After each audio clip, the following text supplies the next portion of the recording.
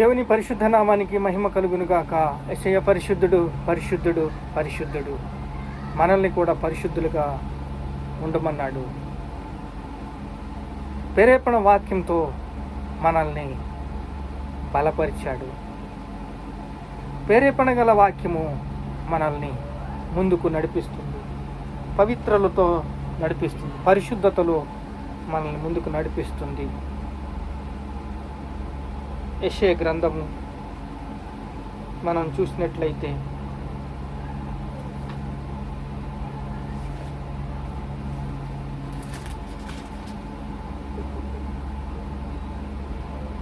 తేజో నక్షత్రమా వేకవ చుక్క. ఎవరండి? తేజో నక్షత్రమా వేకవ చుక్క, నీవెట్లా ఆకాశము నుండి పడితివి. గర్వం ఇది సామాన్యంగా రాదు. వచ్చింది అంటే నిన్ను కిందకి పడదోయడానికే వచ్చింది. మనం దేవుడి నుంచి పుట్టాం. లోకమంతా కూడా అపవాది చేతిలో ఉన్నది. మనకందరికీ తెలిసిందే. ఆదాము నుంచి అధికారం లాగేసుకుని, ఆదాము నుంచి అధికారం ఎప్పుడైతే లాగేసుకున్నాడో, ఒక పూట ముద్దు కోసం రెక్కాడితేనే కానీ డొక్కాడనే పరిస్థితి ఆదాము అయిపోయాడు. అధికారం లేనివాడు అయిపోయాడు. క్రీస్తు నుంచి అధికారం మనకు వచ్చింది. క్రీస్తు నుంచి మనకు అధికారం వచ్చింది. ఎవడైనను క్రీస్తు నందుండిన ఎడల నూతన సృష్టి. నరకం సాతాను కొరకు, అతని దూతల కొరకు సిద్ధం చేయబడింది. ఇప్పుడు లూసిఫర్ దేవుడికి విరుద్ధంగా తిరగబడ్డాడు. ప్రేరేపణ ఒక ఆత్మ మనల్ని ఏం చేస్తుందంటే మంచి విధి విధానాలు నేర్పిస్తుంది. దేవా ఏం చేయమంటావు అనే అలవాటు మీకుందా? ప్రభువా, నేను ఇప్పుడు ఏ పరిస్థితిలో ఉన్నా, నేను ఏం చేయమంటావు, నాకు ఎటు దారి తోస్తలేదు, నేను స్తుతించటం తప్ప నాకు వేరే దారి తెలియట్లేదని అలవాటు మీకుంటే దేవుడు నిన్ను విడవడు, ఎడబాయడు. కానీ ఆ సిగ్నల్, ప్రేరేపణ ఉన్న ఆత్మ సిగ్నల్ ఇస్తుంటే నువ్వేమో వేరే ఫోన్లో ఉంటావు, ఇంకో ఫోన్ వస్తూ ఉంటుంది. అది నువ్వు కనిపెట్టకపోతే ఎలా? అలాగే దేవుడు ప్రేరేపిస్తున్నప్పుడు దేవుడి మాట వినకపోతే ఎలా? ప్రేరేపణ చేస్తున్నప్పుడు హృదయం ప్రేరేపించకపోతే ఎలా? అది మూర్ఖతరము, గర్వము. ఈ లూసిఫర్ ఏం చేశాడంటే దేవుడికి వ్యతిరేకంగా తన కంకణం కట్టుకున్నాడు. అలాగే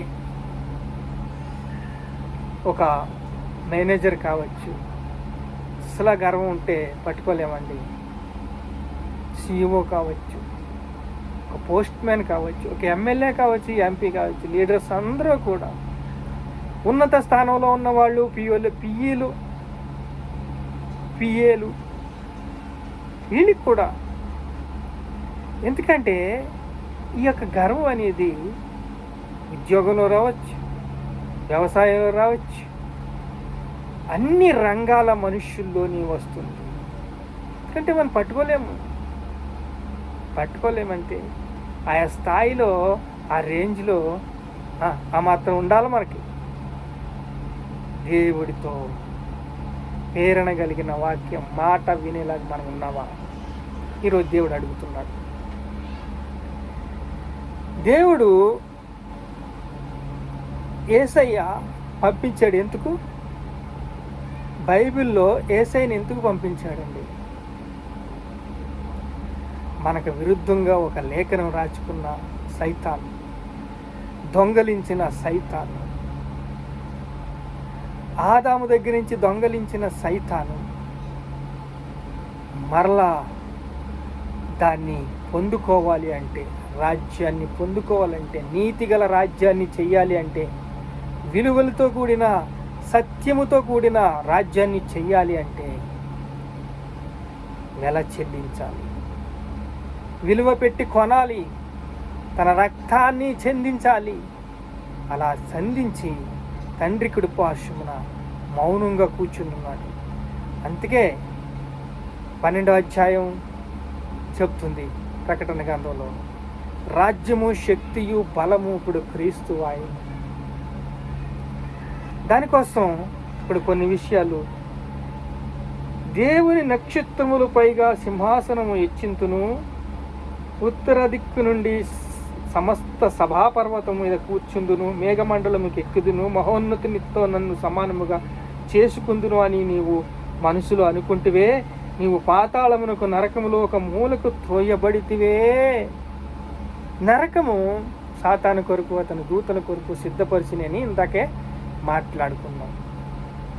ఒక దినం రాబోతుంది, అది అపవాది అగ్ని గంధకులు మండుతా మండుతా మండుతూ ఉంటాడు.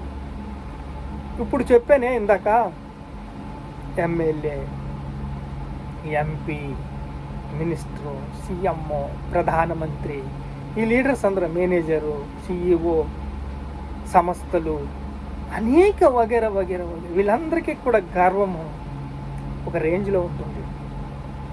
అది ఎక్కువైతే అది పడిపోవడానికి చాలా చాలా చాలా అవకాశాలు ఉన్నాయి. దేవుని ప్రీతి, ప్రేమ మనలో సంచరిస్తున్నాయి. ప్రేరణ వాక్యముతో మనల్ని నడిపిస్తున్న దేవుడు మనకి ప్రేమను పంచాడు, సిగ్నల్స్ ఇస్తాడు, ప్రేరేపణ ఇస్తాడు, పవిత్రత ఇస్తాడు, పరిశుద్ధత ఇస్తాడు. వీటి ద్వారా మనల్ని పరిశుద్ధాత్మ చేత నడిపిస్తూ ఉంటాడు. నిజమైన ప్రేమ దేవుని పిల్లల్లో ఉంటుంది. ఎందుకు ప్రేమ గురించి చెప్తున్నానంటే, ఇక్కడ గర్వం గురించి చెప్పినప్పుడు ప్రేమ గురించి కూడా చెప్పాలి, వివరించాలి. నిజమైన ప్రేమ మన దేవుని పిల్లల్లో ఉంటుంది. దేవుని ఆనందం ఉంటుంది, తృప్తి కలిగి జీవిస్తే, దేవుడికి విధేయులైనట్లయితే, దేవుని ప్రేమించేవారైతే. అందుకే దేవుని ప్రేమించే వారికి సమస్తమును సమకూడి జరుగుచున్నవి. మనం సత్యాన్ని అనుసరించి నడుచుకుంటున్నప్పుడు దేవుడు మనల్ని బహుగా ప్రేమించి తన సమాధానాన్ని మనకిస్తాడు.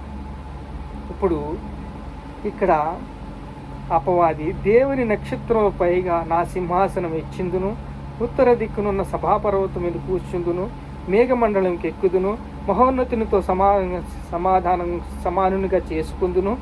నీవు మనసులో అనుకుంటివి కదా, నీవు పాతాళంలో నరకంలో ఒక మూలకి త్రోయబడితివే.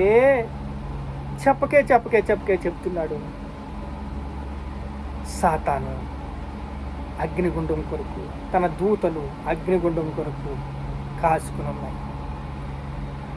అందుకే దెయ్యాలు ఇడిపిస్తున్నప్పుడు యేసయ్య చెప్తున్నప్పుడల్లా, మాకు ఇంకా సమయం రాకుండా ముందరే వచ్చేసావా, మాకు ఇంకా కొంచెం సమయం ఉంది కదా, మాకున్న సమయం మాకుంది కదా, కాలము సమయము కొంచెమని చెప్పి సైతాను ప్రతి ఒక్కరిని తన పాపంలోని ముంచేయాలని గర్జించే సింహం వలె తిరుగుతున్నాడు. పేతురు రాసిన పత్రికలో ఉంటుంది. అగ్ని గంధకాల మధ్య మండుతుండ వీళ్ళని కూడా లాక్కెళ్ళాలి అని తన యొక్క విజన్. అలాగే లోకం నాది కదా, నేను చెప్పినట్టే ఎందుకు వినరు అని ఒక విజన్. ఇది గర్వము ఏం చేస్తుందంటే అందరినీ నరకానికి తీసుకెళ్ళడానికి ఎంతో ముందుకు. దేవుడి పిల్లల్లో ప్రేమ, సాధుత్వం, పరిశుద్ధత, పవిత్రత, ప్రేమ ఇవన్నీ కూడా నవరసాలు కూడా నడుస్తూ ఉంటాయి. ఒక విజన్గా నడిపిస్తూ ఉంటాయి. వాళ్ళకి ఏమీ తెలియదు, గొర్రెలాగే ఉంటారు, కేవలం గొర్రెలాగే. అలాగే పవిత్రాత్మ, స్నేహం, సహవాసం, వెలుగు, ప్రభావాలు వారి మీద చుట్టుకుని ఉంటాయి. వారి చుట్టూ దేవదూతలు దండు ఉంటుంది. దేవదూతలు చుట్టూ వాళ్ళకి ఎలక్ట్గా ఉంటారు ఎప్పుడు. ఎందుకంటే దేవుని బిడ్డ వాక్యంతోనూ పరిశుద్ధతతోనూ పవిత్రతతోనూ తాను అనుకున్నది తనకి చేయడానికి ఎప్పుడు అలర్ట్గా ఉంటాయి. ఇది దేవుని ప్రేమ, పరిశుద్ధాత్మ యొక్క విధేయత. పరిశుద్ధాత్మకు ఎప్పుడైతే విధేయత చూపించారో, దేవుడు వాక్యానికి ఎప్పుడైతే విధేయత చూపించారో, దేవుని పిల్లలు, దేవుని దైవజనులు అంటే ఎప్పుడైతే భయభక్తులు కలిగి ఉంటారో, అందరూ ఇది యొక్క స్నేహం, పవిత్రాత్మ, సహవాసం, వెలుగు, ప్రభావం, దేవుని కృప, దేవుని దయ ఇవన్నీ కూడా ఆవరించి ఉంటాయి. గర్వం, కోపం, ద్వేషం, అహం ఇవన్నీ కూడా ఆయా మనుషుల్లో, ఆ యొక్క బ్యాచ్లకి, ఆ యొక్క ఉంటారు. అస్సలు వినరు, దేవుడి మాట వినరు, మనుషుల మాట వినరు. రకరకాలుగా ఒక గూఢాచారులుగా ఏం చేసినా నడుస్తుంది. మమ్మల్ని ఎవరు పట్టించుకోరు. మాకు అంత ఉంది, మాకెంత ఉంది, అది అంతా కూడా ఏముండదు. ఈ ఆత్మను అప్పగించేసి వెళ్ళిపోవాలంతే. ఈ శరీరం మట్టి అయిపోతుంది.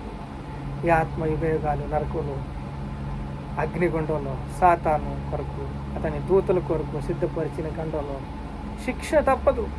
నమ్మి బాప్తిసం పొంది వాడు రక్షించబడు, నమ్మని వానికి శిక్ష విధించబడు. ప్రేమ, దేవుడు ప్రేమ ఎందుకు ప్రేమిస్తుందంటే, ఇంకా సమయం ఎందుకు ఎదురు చూస్తున్నాడంటే కృప ఆవరించడానికి. ప్రార్థన చేసుకున్న మహాపరిశుద్ధుడైన తండ్రి, నిజమైన ప్రేమ దేవుడి పిల్లల్లో ఉంటుంది అయ్యా. పవిత్రాత్మ స్నేహం, అవును తండ్రి, సహవాసం, దేవుని వెలుగు, దేవుని దయ, దేవుని కృప, దేవుని కనికరం ఆవరించి ఉంటుంది తండ్రి. దేవుడి పిల్లల్లో ఆ యొక్క మకులో, స్వభావంలో తండ్రి ఒక పవిత్రతలో తండ్రి ఆ ప్రభావం కనిపిస్తూ ఉంటుంది. నాయనా నీకు స్తోత్రాలయ్యా, స్తోత్రాలయ్యా, స్తోత్రాలయ్యా, స్తోత్రాలయ్యా. దుష్టుడు ఎంతగా తండ్రి సమయం కొంచెం అని చెప్పి ఎవరిని మింగుదవా అని తిరుగుతున్నప్పటికీ తండ్రి నీ కృపలో, నీ ప్రేమలో, నీ దయలో భద్రపరిచి తండ్రి నీ కృపలో వర్ధిల్లింప చేస్తున్నందుకు స్తోత్రం చెల్లిస్తూ యేసు పరిశుద్ధ నామములో ప్రార్థన సమర్పిస్తున్నాను.